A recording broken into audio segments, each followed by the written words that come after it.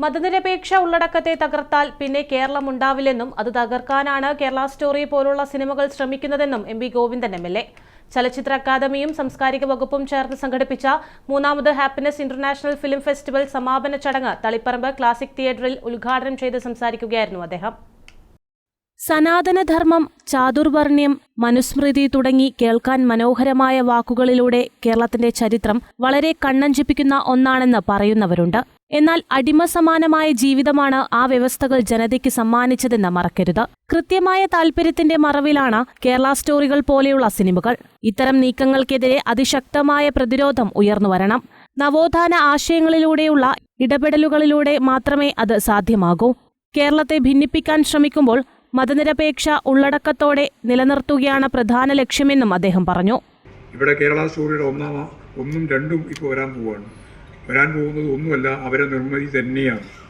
അപരന്മാരെ ശത്രുവായി കണ്ടുകൊണ്ട് ഫലപ്രദമായി കടന്നാക്രമിക്കാനുള്ള ഊർജം നൽകുന്ന ഈ കലാരംഗത്തുള്ള ഏറ്റവും പ്രധാനപ്പെട്ട ഇടപെടലാണ്. അതിന് അതിശക്തിയായിട്ടുള്ള പറഞ്ഞതുപോലെ പ്രതിരോധിച്ചുകൊണ്ട് മാത്രമേ മുന്നോട്ടേക്ക് പോകാൻ സാധിക്കുകയുള്ളൂ.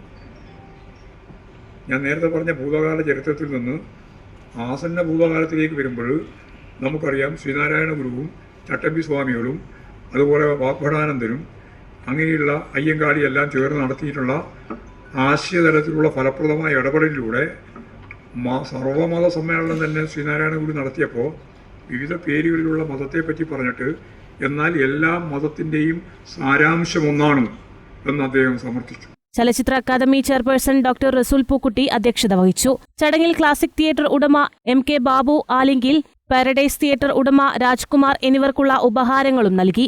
നടൻ ഇർഷാദ് അലി, ചലച്ചിത്ര academy vice chairperson Kukku Parameswaran, general council അംഗങ്ങളായ സോഹൻ സീനുലാൽ, യു ശ്രീഗണേഷ് എന്നിവർ സംസാരിച്ചു.